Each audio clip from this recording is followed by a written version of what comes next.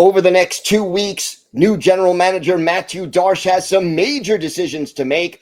We're going to analyze some of those choices and what impact they'll have on this team going forward. All that and more next on today's Locked On Islanders podcast.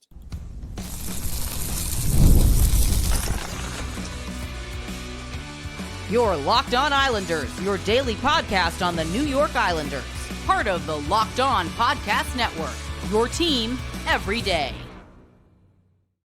Welcome, everybody, to the Wednesday edition of the Locked On Islanders podcast, part of the Locked On Podcast Network, your team every day. I want to thank everyone who makes Locked On Islanders your first listen every day. Don't forget to subscribe on YouTube or wherever you listen to podcasts so you get new episodes as soon as they drop.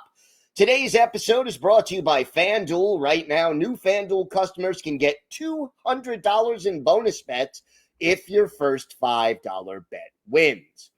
I'm Gil Martin. I've been covering the New York Islanders for almost 2 decades, and I wrote the book Ice Wars on the history of the Islanders' rivalry with the Rangers from 1972 to the modern era. So glad you could join us today to talk a little Islanders hockey.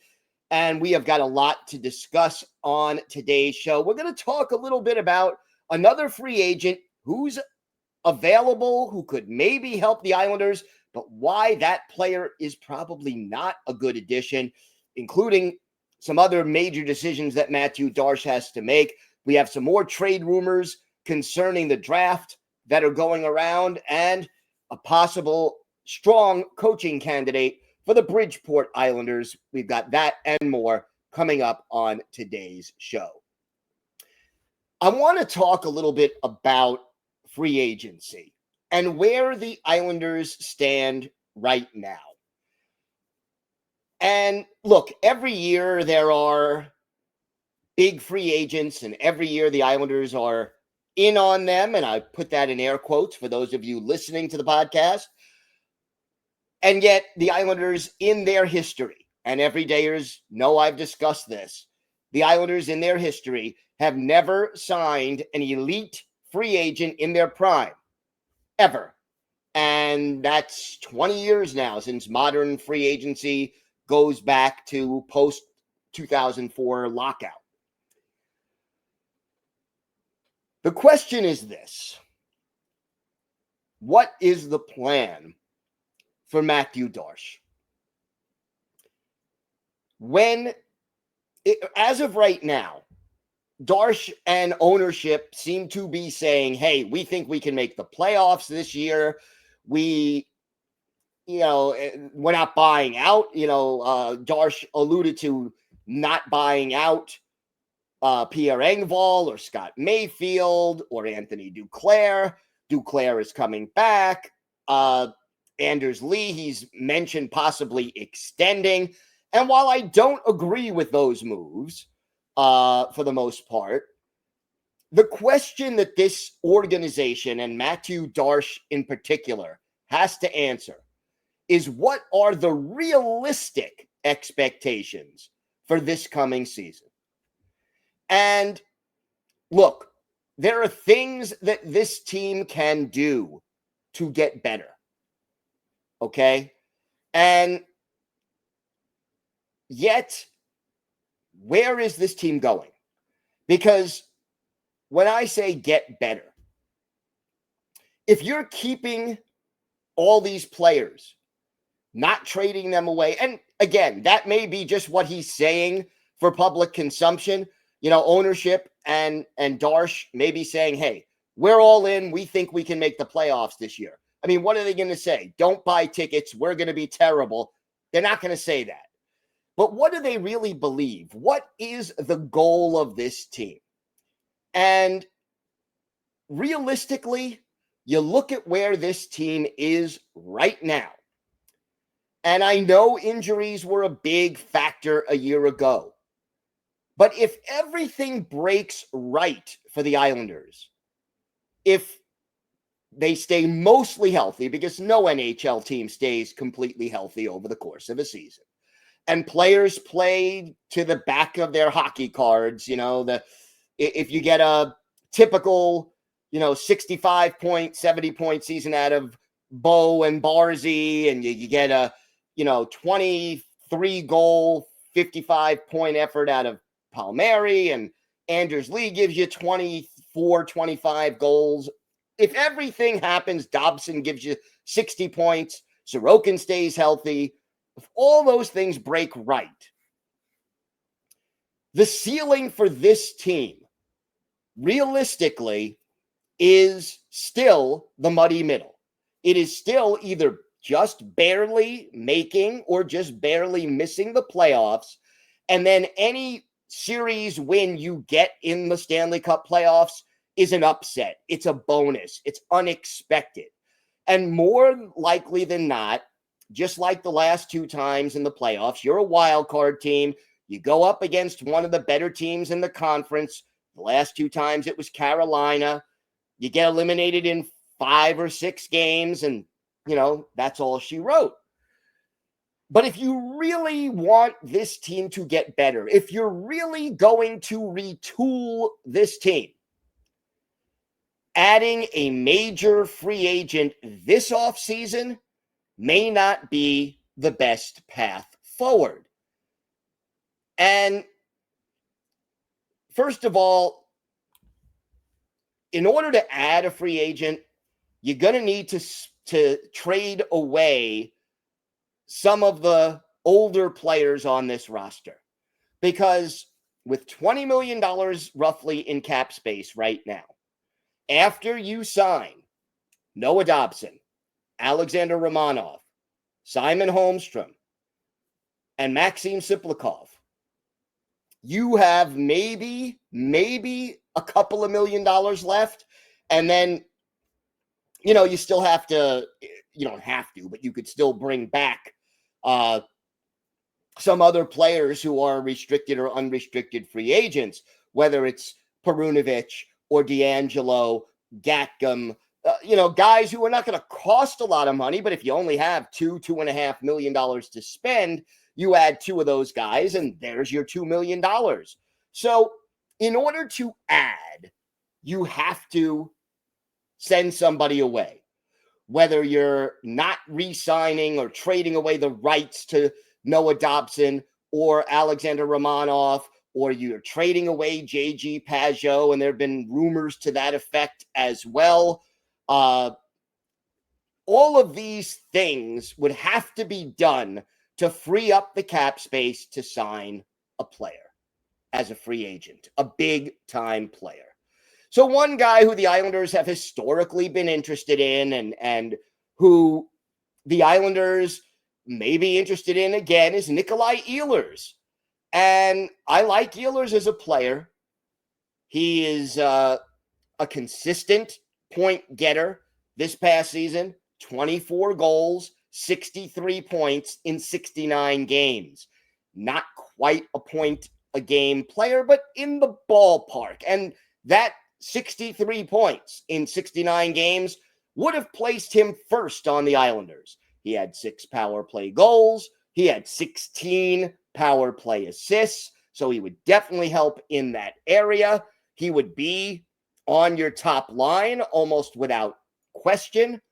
So, okay, it sounds like, yeah, that would be a great addition. But here's the thing.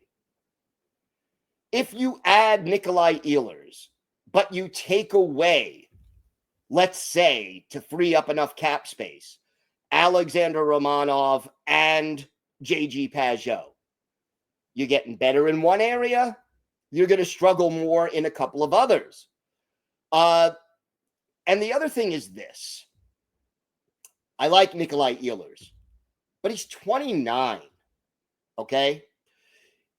If you want to sign him as a free agent, you got to give him probably $8-9 million a year, and you're going to have to give him a deal for at least 5 or 6 seasons, maybe even go the maximum 7. So you're going to have him under contract until he's 36, and then hopefully you don't give a no-trade clause, although he almost certainly is going to ask for one. And in essence, what you may end up doing is, A, keeping the team in the muddy middle, and B, creating down the road 3 years, let's say, a similar problem to what you've got now. Now, I know the cap is going up. You'll be able to fit him under the cap over the length of the deal. That isn't the issue. But the issue is this. Realistically, how quickly can this team contend? I'm not saying make the playoffs, but contend. I don't think this team is going to be a Stanley Cup contender for at least 2 years. And you've got to be able to put together that roster with a mix of veterans, up-and-coming young players, and guys in their prime. Guess which group you'd be lacking right now in 2 years? Guys in their prime. And the only potential guys in their prime would be Noah Dobson and Simon Holmstrom. Those are the two big guys who in 2 or 3 years will probably be in their prime if they're still members of the Islanders. But to me, the better strategy for the Islanders is to wait a year to sign a big ticket free agent. And then if you're going to add a free agent who is, let's say, in his mid-20s, maybe 26 or 27 maximum, preferably 24, 25, and then sign that player to a 7-year free agent deal. But by then, you're getting better. Your young, your Cole Isermans, your Schaefer or Misa, your 2 first-round picks in 2026, guys will start to come up through the system and hopefully improve. You'll still have Ilya Sorokin in 2 or 3 years playing at a high level, realistically, assuming he stays healthy. And you'll have, guys like Horvat and Barzal either in their late primes or starting to be that veteran leadership, and you may be able to strike that balance. If you're going to make additions this offseason, I want to get prospects. I want to get a guy like Howard or another similar player to Callum Ritchie. I want to get guys in their early 20s who it may take a year for them to have an impact. But when they do, boy, oh boy, you can talk about something big. And let's face it, whether you draft Misa or Schaefer or you go off the board and surprise everybody, one thing you got to understand, rookies, 18-year-old rookies in the NHL almost never make a huge impact. Very few 18-year-olds score 30 goals in the NHL. In fact, it's just, they can be good, but they're not going to be elite. And they're not going to be stars right off the bat. You'll see potential, you'll see skill, but you'll also see rookie mistakes and players who are playing against bigger, stronger players than they're used to playing against at a faster pace than they're used to playing against. There's an adjustment period. So I would wait a year on big ticket free agents if I'm Mathieu Darche. I would trade away some players this offseason up until the trade deadline, leading up to next year's draft, start freeing up cap space, getting more picks and prospects, and then next year you can hit free agency with more options, more money, and a better idea of how some of these young players are going to perform. That's how I would do it. I'm willing to sacrifice this upcoming season to take a step back, to take 2 steps forward. But let's see what options Mathieu Darche has and whether or not he makes a move. All right, more to get to on today's show. Some draft trade rumors buzzing around the hockey media world. We'll talk about that. Plus, a potential new coach in Bridgeport. We've got that and more coming up next on today's Locked On Islanders podcast. Today's episode is brought to you by FanDuel. The NBA playoffs are winding down, but every night still delivers highlight-worthy performances, major momentum shifts, and can't-miss moments. Whether it's a game-winning shot or a breakout player, there's never been a better time to get in on the action. FanDuel makes it easy to stay in the game before tip-off and live with player props, performance trends, and same-game parlays. Fans have more ways than ever to play smart and win big. And Islander fans, you could use your knowledge of Islanders and the NHL to check out the odds maybe for the draft or free agency or maybe some futures bets for next season. So if you're new to FanDuel, this is the perfect time to sign up. You can head to FanDuel.com, place that first $5 bet. If it wins, you get $200 in bonus bets. Again, FanDuel.com, place a $5 bet, and if your first $5 bet wins, you'll get $200 in bonus bets. Make every moment more with FanDuel, an official sports betting partner of the NBA.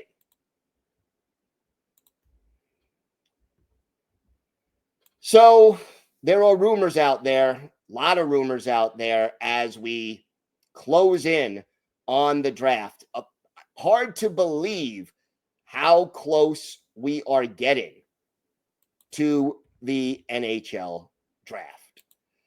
And right now, one of the big questions is who's going to make a move? Who's looking at moving their first round pick? And everydayers, we have talked about the Islanders possibly trying to, after using the first pick, trading back up to grab the Long Island native James Hagens. A long shot, but nothing would shock me. And look, the latest rumors seem to indicate that it is very, very likely that Hagens is potentially sliding down the draft board. And while he was originally thought to go third, fourth, maybe fifth, there have been some mock drafts now that have him going as low as seventh or eighth in the first round. And if he falls, let's say, to 5, 6, 7, is there a point where the Islanders think, hey, we can swoop in, grab the local kid, and add 2 first-round picks for this season? It is a possibility. But, again, we've got, according to most published reports, the Islanders most likely taking Mathieu Schaefer. Then the Sharks are going to take Michael Misa. And then it gets a little tricky because the Chicago Blackhawks, according to Frank Saravalli, basically now looking to move the 3rd overall pick, or at least fielding offers for the 3rd overall pick in the draft, looking to add, according to the source, a difference maker. Do the Islanders have a difference maker? I don't know. Or at least one they're willing to part with.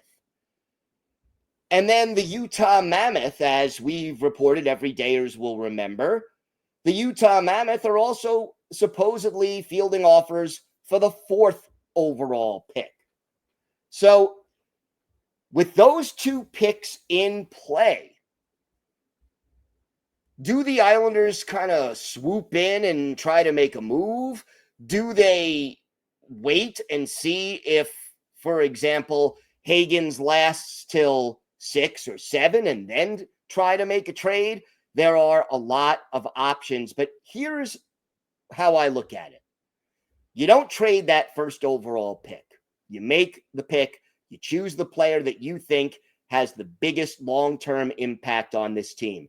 And again, not the player who's going to have the quickest impact. Like, I'm not worried about whoever they draft, whether it's Schaefer or Misa, if they needed another year, whether it's in college or in juniors, depending on the player. I'm fine with that.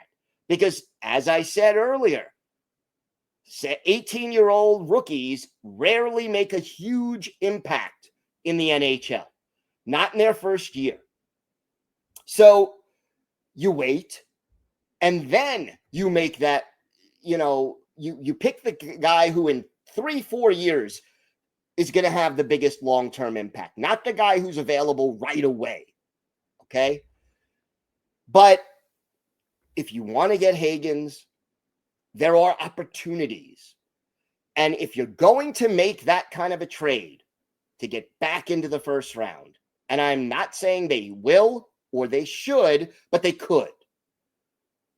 This is where you have to try to trade away players who can help you get younger, faster, and more skilled.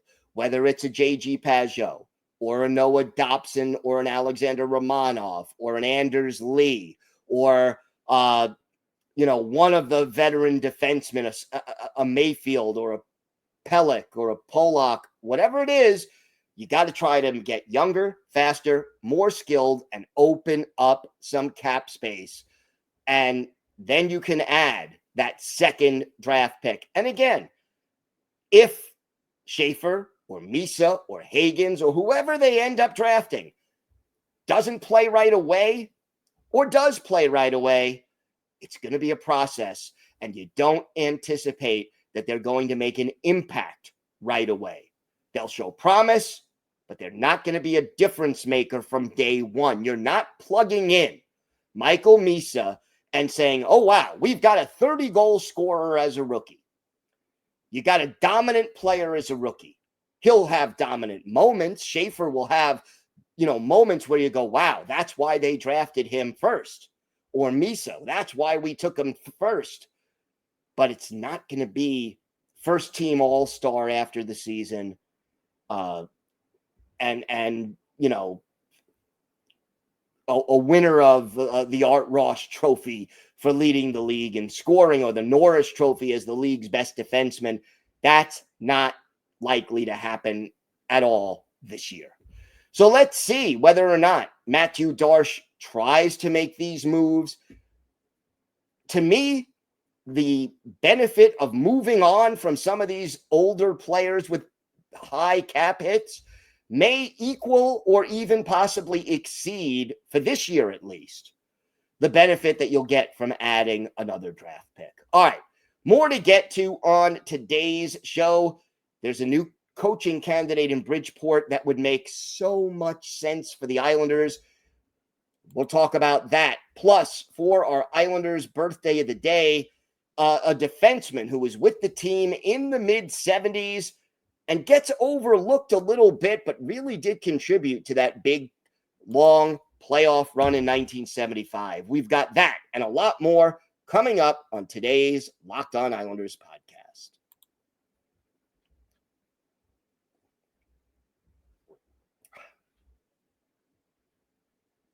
So we know Bridgeport needs a new coach, and we know that Mathieu Darche has emphasized that the team is going to place more emphasis on Bridgeport. And as of right now, a former Islanders player with coaching experience has become available. And that man is Matt Carkner. The 44-year-old played 75 games for the Islanders between 2012 and 2014. Also played for the then Bridgeport Sound Tigers for 60 games. And when he played at Bridgeport, he was on a team that he was teammates, sometimes briefly, but was teammates with guys like Anders Lee, Adam Pelech, Scott Mayfield, and Ryan Polak. He was an assistant coach at Bridgeport for 5 seasons, from 2016 until 2021, and was working for the Orlando Solar Bears of the ECHL, who, oh, by the way, are affiliated with the Tampa Bay Lightning, which is where Mathieu Darche used to work. So it would make a lot of sense. A lot of sense to consider adding Carkner to the mix. He is now available. The press release by the Solar Bears said he's leaving the coaching job there to pursue an AHL position. In 3 years coaching Orlando, they made the playoffs twice, and they knocked off the first place team in their division. So there are a lot of reasons to look ahead and say, hey, Carkner makes sense. He's been a winner. He's been an Islander. He's been an assistant coach at the AHL level. He's been a successful head coach at the ECHL level. He knows Mathieu Darche, and he knows some of the players in the Islanders organization. I'm not saying he's a lock by any stretch of the imagination, but I am going to say this. You want your head coach of Bridgeport in place sooner rather than later. You need him in. I mean, look, there's not this urgent rush, but again, the sooner you get people in place, the more time they have to prepare for the season. And when you're coming up on the draft and then you have to sign some of these veteran AHL free agents, having a coach in place helps find the right players, add a philosophy to the mix, and go from there. We'll see how this all plays out, but I just wanted to make everyone aware of this opportunity. Time now for our Islanders birthday of the day, and Tuesday was the 74th birthday of former Islanders defenseman Dave Fortier, the Sudbury, Ontario native, a second-round pick of Toronto back in 1971, played 23 games for the Leafs in 72-73, and then came to the Islanders in 74-75, played 65 games, had 6 goals, 18 points, 79 penalty minutes, played in 14 playoff games for the Islanders in that magical 1975 playoff run, had 2 assists and 33 penalty minutes. At 5'11", 190, 48, that was not small back then. And he was not afraid to be physical and to mix it up. Spent one more year with the Islanders in 75-76, played for the Canucks, and then the Indianapolis Racers of the WHA before one season in the minors and ending his hockey career. Played in 205 NHL games, 8 goals, 29 points, 335 penalty minutes, 2 assists in 20 playoff games, all of them with the New York Islanders. One of his best games with the Islanders, we go back to October 20th, 1974, Islanders visiting the Washington Capitals in their expansion year at the old Cap Center in Landover, Maryland, for the Islanders. Billy Smith, the goalie, Ron Lowe, the goalie for the Caps. And in this game, in the first period, the Islanders go up by a score of 2-0. They score again in the second. Billy Harris makes it 3-0. And then our Islanders birthday of the day, Dave Fortier, sets up Ralph Stewart. Billy McMillan, the other assist. That makes it 4-0 Islanders midway through the second. And then Dave Fortier, our Islanders birthday of the day, scores his second goal of the year. Lorne Henning gets the assist. That's the last goal of the game. Islanders beat the Capitals 5-0. It's a 26-save shutout for Billy Smith. But for our Islanders birthday of the day, Dave Fortier, he had a goal and an assist. He's a +3. He had 3 shots on goal. And the 2-point night, one of the better games of his career offensively.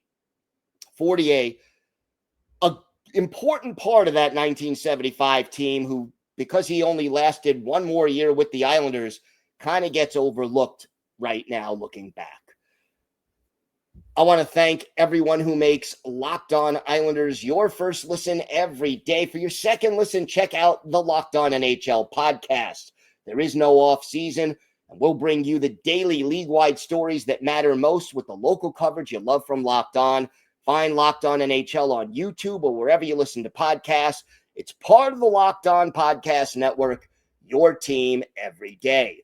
If you have a question, comment, maybe a topic you'd like us to discuss on a future episode, email us at lockedonislanders@gmail.com. If you leave your first name and where you're from, we're happy to mention you on the show when we discuss whatever's on your mind. You could follow the show on X at Locked On Isles. You could follow me, Gil Martin, on X at Ice Wars, NYRVSNYI. We'll keep you up to date on all things Islanders throughout this offseason, and it's always great talking Islanders hockey with you anytime. Everydayers, we are back tomorrow. We'll have the latest Islanders news, notes, and happenings, the trade rumors, the free agency rumors, the draft rumors. Lots going on now, and if any other front office, coaching, or personnel moves are made, obviously we'll keep you up to date on that. Until then, have a great day, everybody. Stay safe, and of course, let's go Islanders.